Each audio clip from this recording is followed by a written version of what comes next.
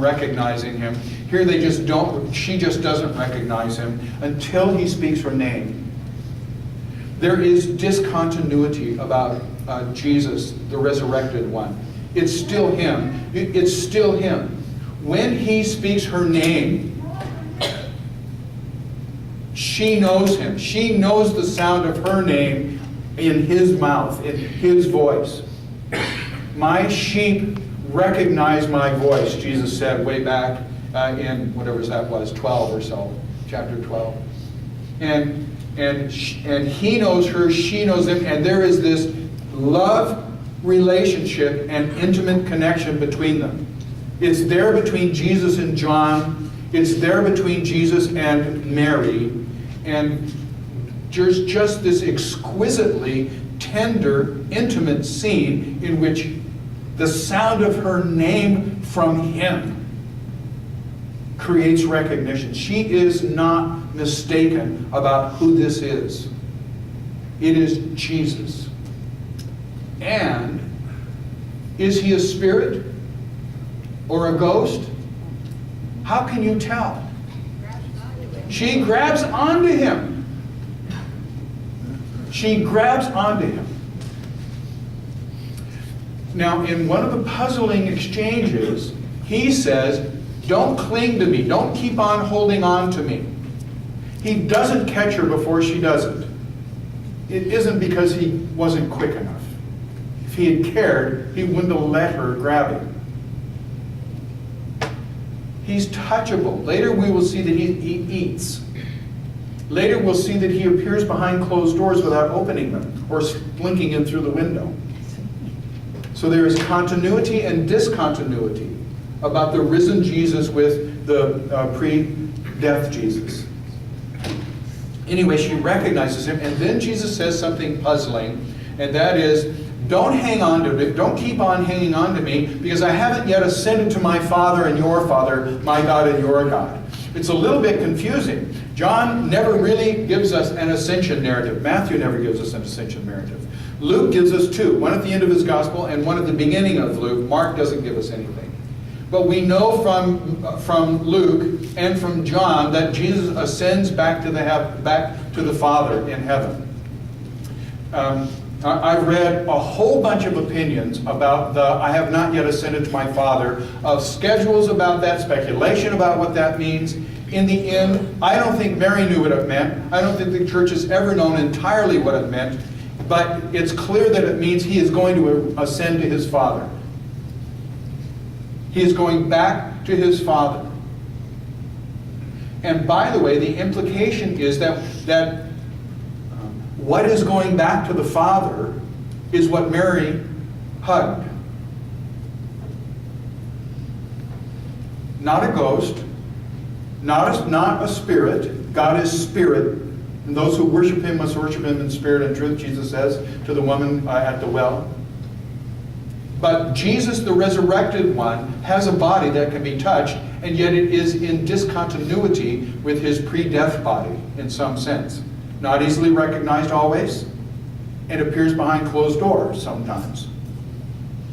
And by the way, where does Jesus, he appears over a period of 40 days, right? Do you remember that? Over a period of 40 days, a variety of appearances. A week after next, we're going to talk about a couple of those appearances in Jerusalem to the disciples. Pastor Jeremy talked wonderfully this morning about an appearance in Galilee.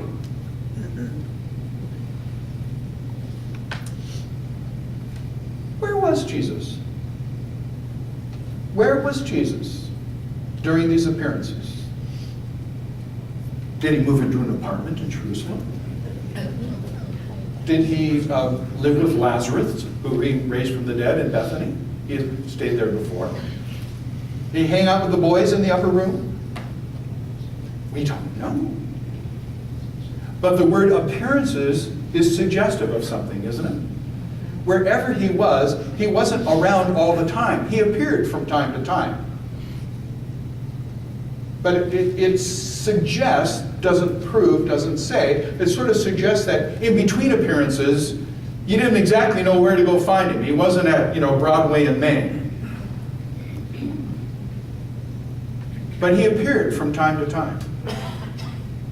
And when he ascends back into heaven, so far as we know, he takes his resurrection body with him.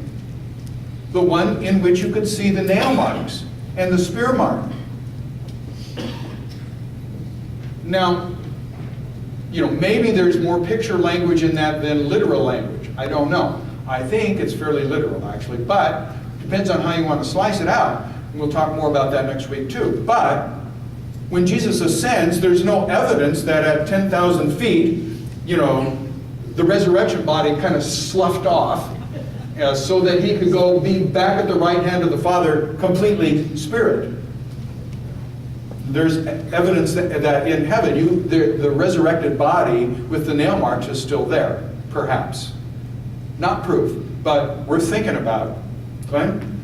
Zechariah, when he returns to defeat Satan and all that at Armageddon, people will say, "What are the wounds on your body?" These are the wounds that I received in the house of my friends. Thanks, Glenn. So in Zechariah, the prophecy is that when Jesus comes back, people will ask about the wounds in his body, and he will say, "These are the wounds I received in the house of my friends." So, thank you. Very tender. Pastor Jim? Yeah. Why does the creed, is it the Apostles' Creed or the Nicene Creed, say he descended into hell and on the third day rose again? They don't say anything about the 40 days. Yeah, they don't. Now, why does the Apostles' Creed say that he descended into hell? It says he descended into hell. That was obviously important enough to make a very short list of things that we want to say, 12 things, back around the 4th century. And the affirmation is twofold. One of them is he died really dead. He was dead. And the other one is a small reference in which Jesus is said to have gone and preached to the souls in prison, and which most people take to mean in hell, or maybe to the people who had died, before Moses or before Jesus came. But there is some sense that those who had already died, Jesus went to and preached to them. And it was considered important enough to include in the list. If I were making a list of 12, it wouldn't make the list, but they didn't ask my opinion, so there you have that. And it has perplexed believers for a long time since. It seems like a relatively minor instance. And what he preached when he went, we do not know. We're not told. Some people and people's theology tends to drive that. People who consider God pretty judgmental say that Jesus went to hell and said, "Ha ha, see what you guys got? And you had it coming too." And some people who are more universalists like to say that he went there and said, "This is the way to life and here's your chance." And other people say, "Gosh, we don't really know." But there is something there, that must go back to Jesus, or it wouldn't have wound up in one of the letters. And there's something there that probably indicates some kind of grace, but in my view. But I sort of choose not to speculate with what.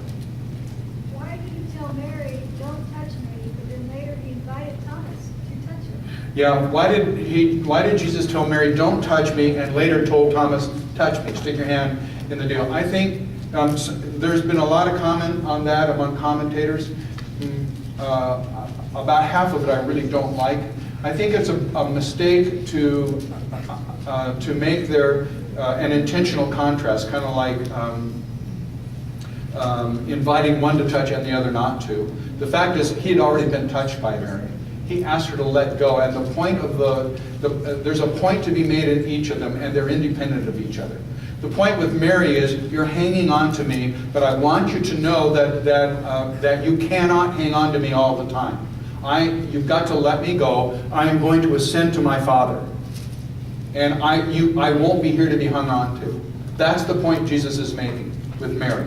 And it isn't exactly, I don't think Jesus really thought that Mary was going to hang on to him and never let him go again. Like, I'm going to hang on to you and keep you from, ascending to the Father. She doesn't have that in mind. She just sees him and blam, grabs onto him and hugs him.